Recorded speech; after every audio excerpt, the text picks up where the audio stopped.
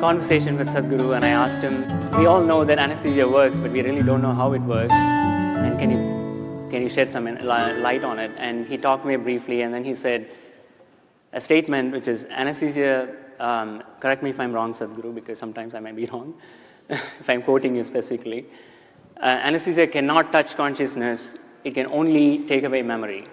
I was blown away by that answer because that's not the way we think consciousness of. And maybe I thought several days I've had sleepless nights thinking about maybe it's time for us to redefine the term consciousness itself.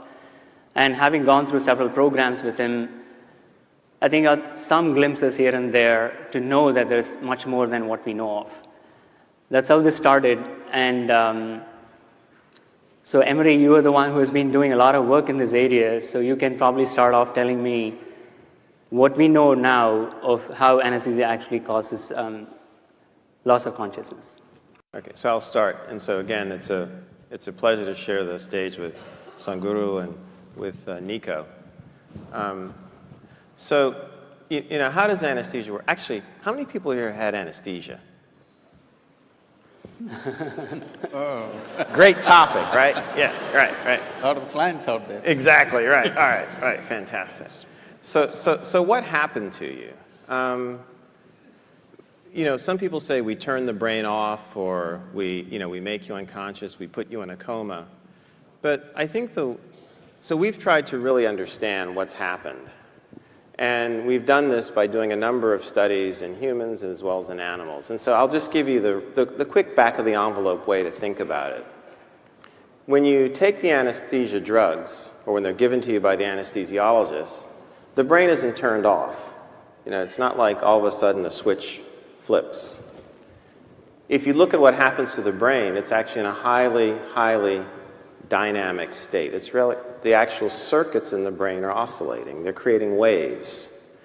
And to give you some sense of this, if you look at my hands like this, and they're oscillating now, this is the way your brain is in a normal state of, forgive me, consciousness, right? All right? As I understand in my little limited way, all right? But then what happens is the drugs take over the circuits, and now the circuits oscillate like this. And as long as you keep the drugs there, they're doing that. Now, what does that mean? It means that if this brain area was communicating with that brain area so that you could be conscious, it can no longer do that. When you turn the drugs off, the brain returns. As long as you keep the drugs on, it does this. It creates these oscillations. It's very much like this YouTube video, which I'm sure some of you have seen, where you have a bridge in Tacoma, Washington. I don't know if you've seen this, the bridge in Tacoma, Washington. And all of a sudden, you know, it starts to oscillate in a perfect sine wave, just like this. And no traffic can go across the bridge. It's the same thing that happens under anesthesia. And what happens is that these oscillations, because they're so strong, they take over the brain, they're not natural. And remember, one of the things that Bala mentioned was that after anesthesia, our brains often don't work the way they did beforehand. So now you can see if you've been in a state like this for 4 hours, 6 hours, 8 hours, and, you know, look, I got my AARP card about 12 years ago myself, so I'm in that category too, right? You know, you can understand why your brain may not work, right? So, and basically that's it. And what's good about that, what's good about what I'm telling you is that we as anesthesiologists can see this state. We can see it on the EEG of patients in the operating room, and we can use it to change the way we deliver our drugs. That's the practical implication of this. And then the other practical implication of it is that as we take anesthesia seriously, in other words, don't say, oh, we just give you drugs and you go away and you come back. As we take it seriously and study it, then we can start interacting with our neurology colleagues and make links between problems that they're working on. We can actually begin to have conversations with, you know, distinguished individuals like Sadguru, who can help us understand what is it we're actually doing on a deeper level. But if we haven't taken what we do seriously in terms of what's happening in the brain, we're not in that position. And that's where I'd like to think that we're trying to move the research now, to In other words, use anesthesia, the study of anesthesia, to help us connect with some of these deeper ideas about the brain, the mind, and also consciousness. David, do you have any thoughts on that? What we work on as neurologists, or what I work on, is very related and very, very connected in that we're trying to understand how patients who lose consciousness because they've had a structural brain injury or a cardiac arrest or some other kind of problem can reestablish the process of a conscious state in a brain that's been injured, and what are the rules of the recovery, and what are the ways in which it can happen, and what are the limitations, and how do people get stuck along the way, and could we help them? And it turns out that there's a lot of variation. Sadguru. Oh, namaskaram.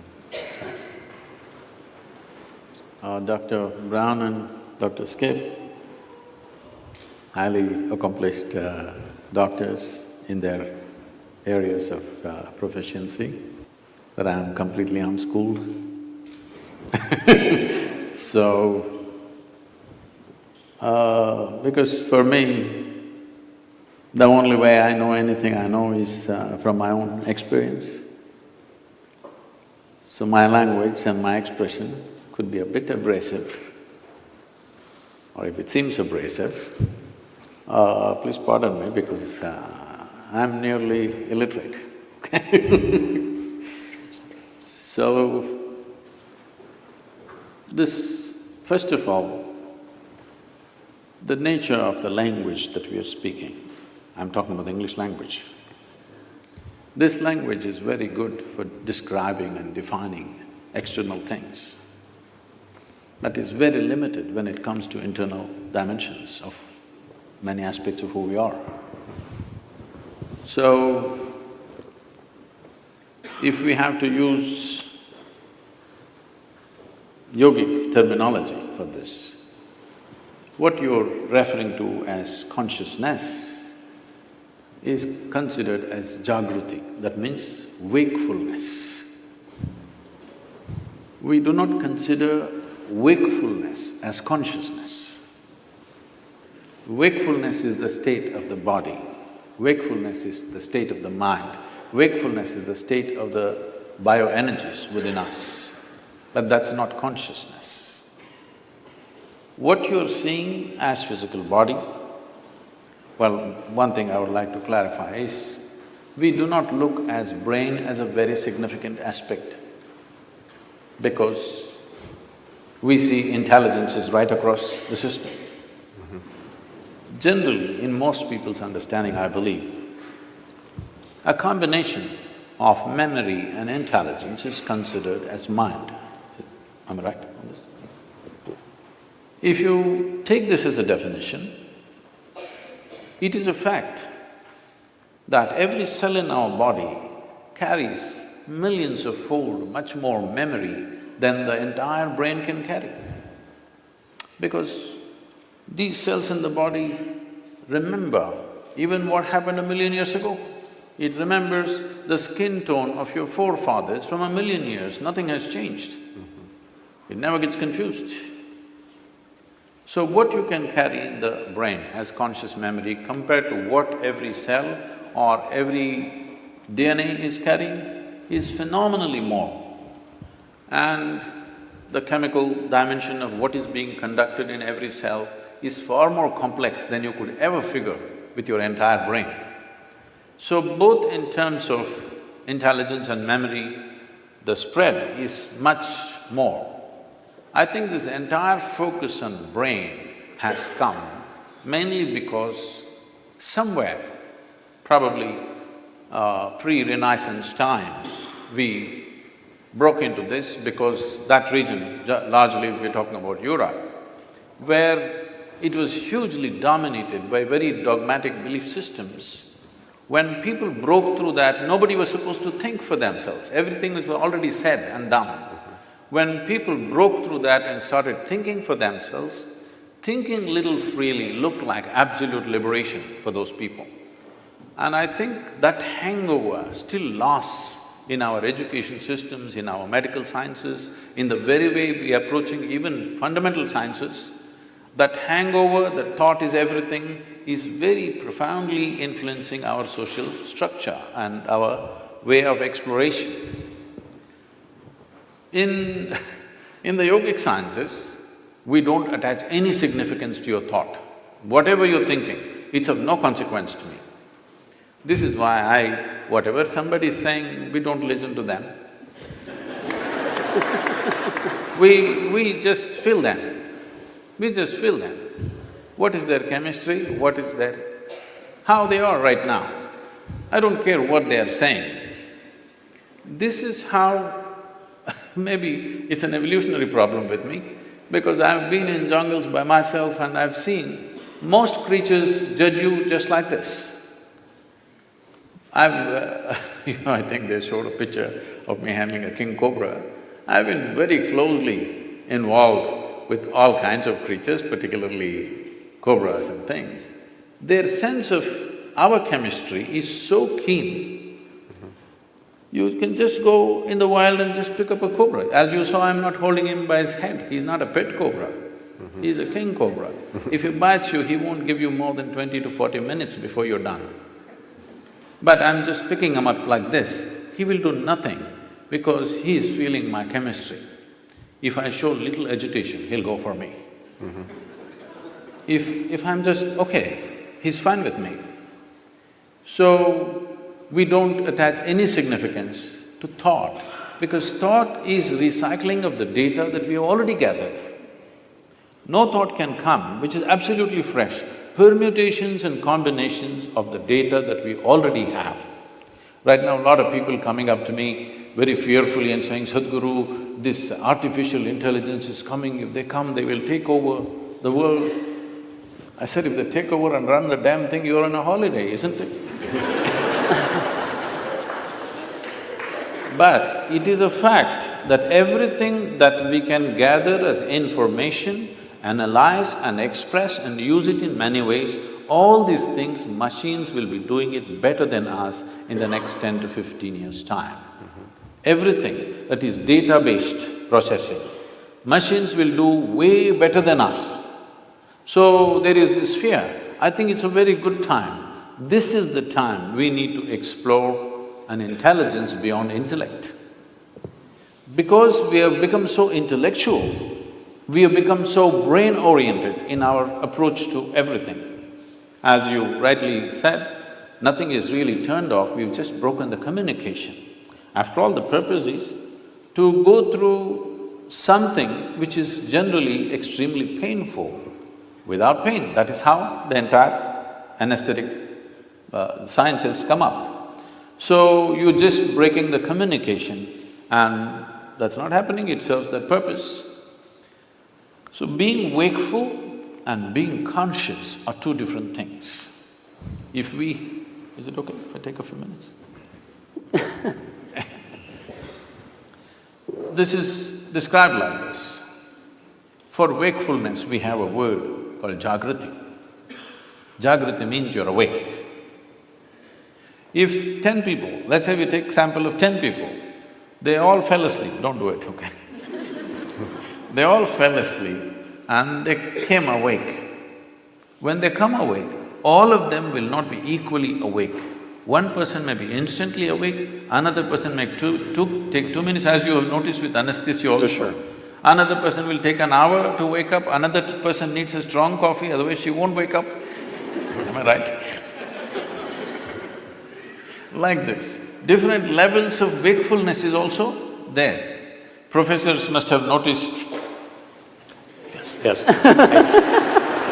In fact, the first few minutes of the day can be like that. Different levels of wakefulness in a classroom. So, this is Jagrati. So, we are calling wakefulness as consciousness? No. The next dimension of consciousness is called swapna. This means a dream state. A dream state is far more vivid than wakeful state for most human beings. It's like going to a cinema.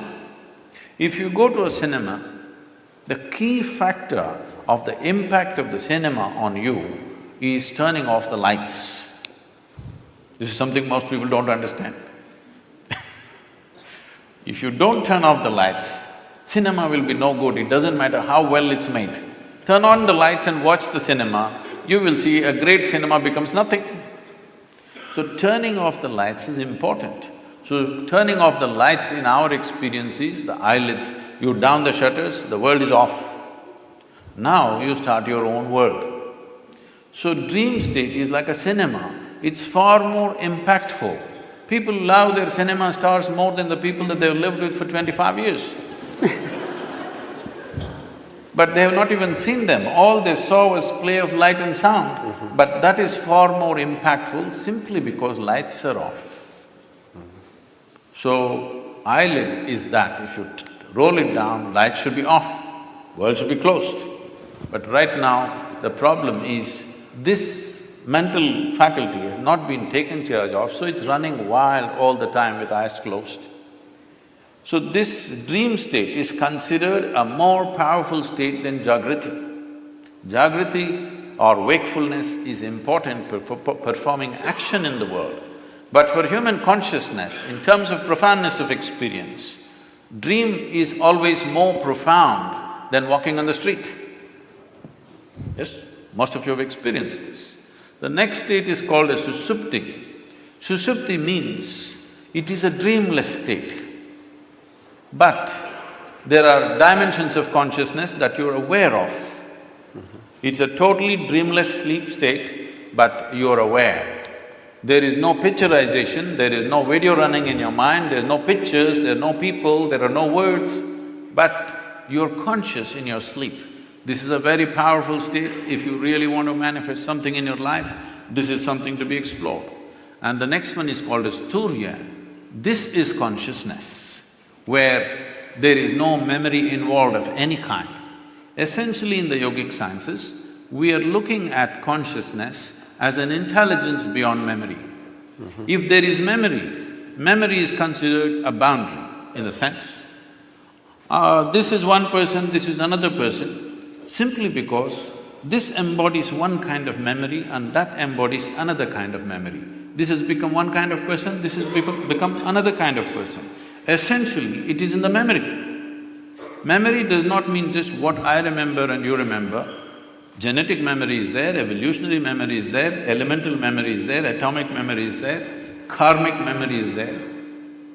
Inarticulate and articulate memories are there, but generally we are thinking memory means consciously what we can remember. But today, if we eat dog food, we'll not become dogs.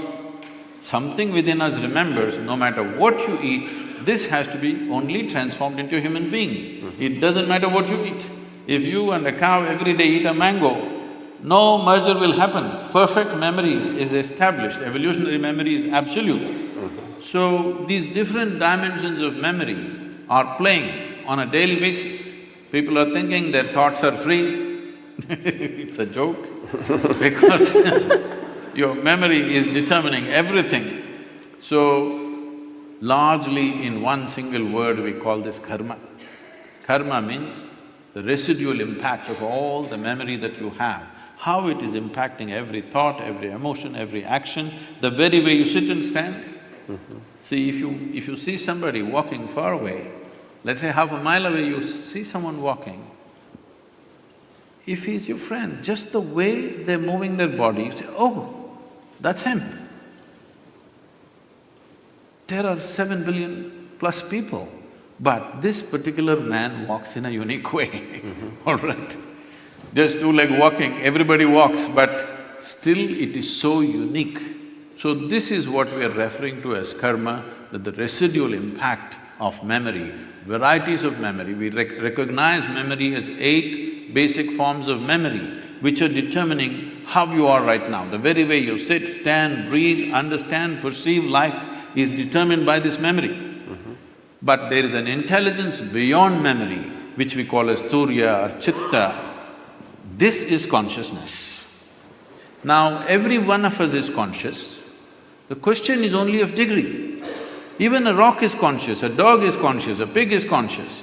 The question is only of degree, how conscious. Even among us, how conscious is different from person to person.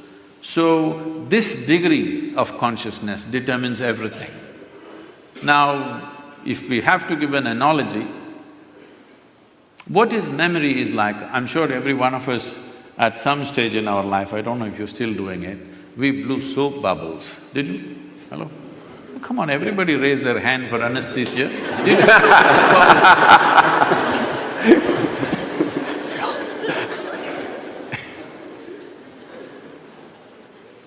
So, when you blow a soap bubble, the soap part of it, which is very little, just a tiny drop, the large part of it is air that it captures. So how big a bubble? When you were children, who can blow the biggest bubble?